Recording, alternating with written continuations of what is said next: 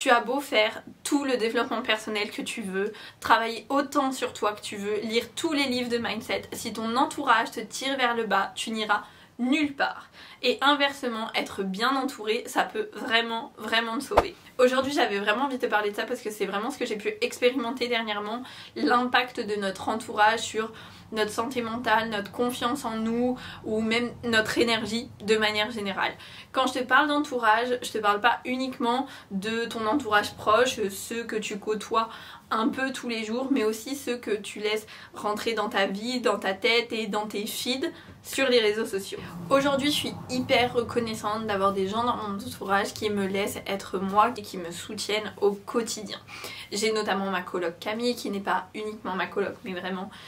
ma meilleure amie, ma sœur, tout ce que vous voulez. C'est vraiment quelqu'un qui m'a sauvée dans une période de ma vie où moi-même je ne pouvais pas le faire et je refusais de voir ce qui n'allait pas. Au quotidien, on se comprend sans même se parler. Elle sait juste en me regardant, mes réactions, comment je lui parle, comment je suis mentalement à cet instant-là. Et j'ai la chance de recevoir énormément d'amour de sa part tous les jours. Ça passe par les petites actions, ça passe par les compliments, ça passe par le soutien qu'elle m'apporte, notamment quand je me suis lancée sur YouTube, sur tous mes projets de manière générale quand je me suis lancée dans la création de contenu. Et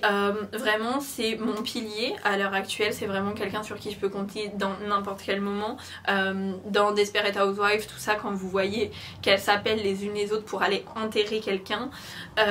c'est littéralement ça. On a l'habitude de dire que elle est ma Meredith et je suis sa Christina parce que en plus de ça, ça correspond assez bien à nos deux personnalités, mais c'est vraiment ce qui nous représente toutes les deux. On est vraiment comme Derek peut le dire avec Mark Sloan, on est des siamoises, on est vraiment tout le temps ensemble, on habite ensemble, on travaille ensemble, ce qui n'est absolument pas un problème chez nous. Ça peut ne pas fonctionner pour 1 milliard de raisons différentes chez les autres, mais nous on a la chance d'être meilleures amies, d'être collègues et d'être coloc, et ça fonctionne magnifiquement bien au quotidien. Et je suis encore une fois hyper reconnaissante de l'avoir dans ma vie parce que sans elle, vraiment sans elle, je ne serais pas là à l'heure actuelle en train de vous parler devant cette caméra. J'ai aussi dans mes meilleures amies Mélanie, qui habite malheureusement loin parce qu'on s'est connus grâce au MLM, mais qui est quelqu'un qui fait partie de mes meilleures amies, que j'aime du plus profond de mon cœur, qui m'apporte pareil un soutien au quotidien qui est juste inébranlable et que j'essaye de soutenir tout autant que ce qu'elle a pu m'apporter. Et qui vient en vacances quand elle peut, que j'appelle très régulièrement, même si en ce moment on s'est pas eu depuis longtemps, à qui j'écris presque tous les jours, parce que le fait d'être loin ne change rien au fait que Mélanie soit de mon entourage proche et que ça soit l'une de mes meilleures amies et l'un de mes piliers aussi, et que je sois l'un des siens dans le sens où quand elle a besoin de moi, je suis toujours là et je le serai toujours, et inversement on le sait l'une pour l'autre. Et c'est pareil, l'une des personnes avec qui je peux être moi-même, avec qui je peux parler notamment confiance en soi, développement personnel, et qui m'a fait prendre conscience de tout ce que je pouvais apporter des fois aux personnes en face de moi, en parlant justement de tout ce que j'avais pu vivre, de tout ce que j'avais mis en place pour évoluer. Et pour ça je lui serai aussi toujours très reconnaissante. Pour continuer dans les amis du MLM, j'ai Thibaut qui lui aussi est très loin, mais qui est assez proche de ma maman dans le nord, et qui est un ami pareil très important à l'heure actuelle, avec qui je peux parler de projets, d'entrepreneuriat, de développement personnel, de tout ce que vous voulez au quotidien. Et même si il fait partie de ces personnes avec qui je ne discute pas tous les jours parce que nos emplois du temps sont très souvent incompatibles, et quand on essaye de se parler, il y en a un qui est occupé et l'autre non, et du coup ça donne des réponses à 1 milliard d'années l'une de l'autre, mais ça ne change absolument rien à l'importance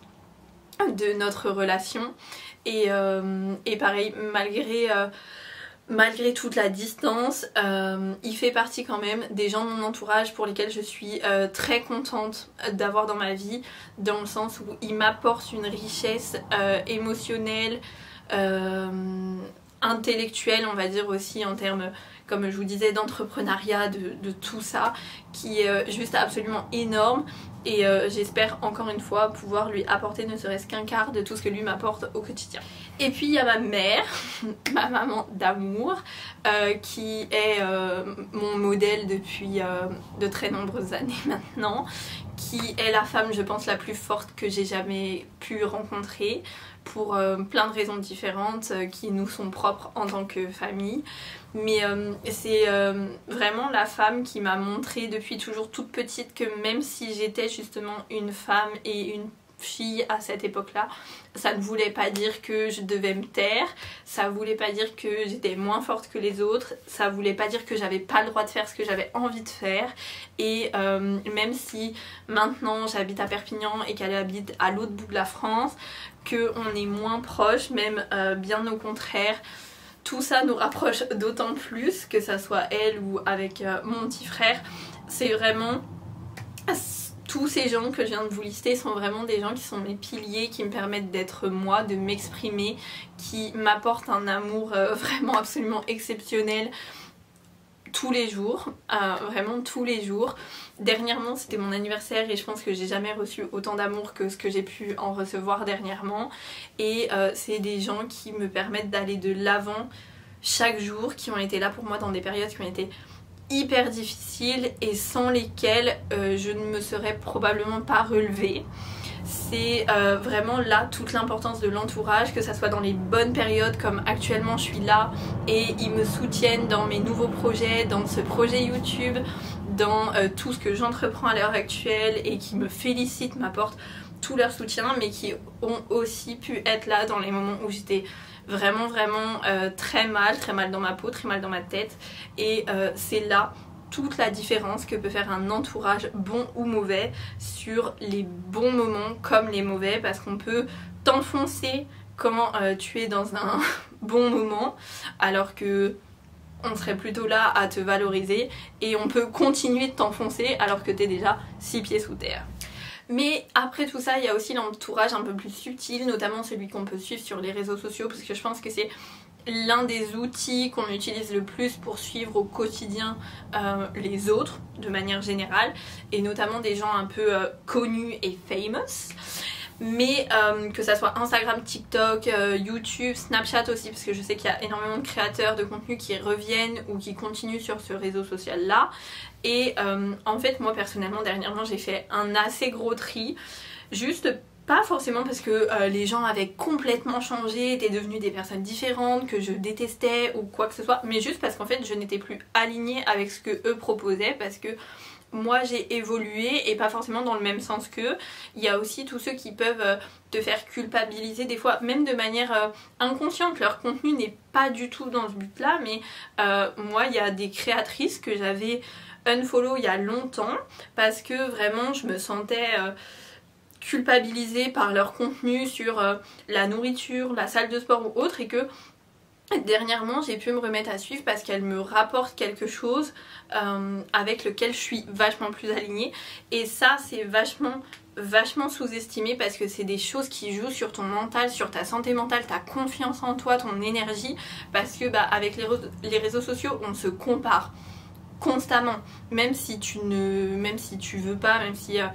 tu te compares entre guillemets moins que la moyenne, la réalité est qu'on regarde toujours ce que l'autre est, ce que l'autre a, et ce que nous on est ou on n'est pas. Et ça peut vraiment faire une très grosse différence sur ton énergie de manière globale. Du coup dernièrement je reçuis, ou je me suis même mis à suivre des femmes que je vais vous afficher à l'écran, qui sont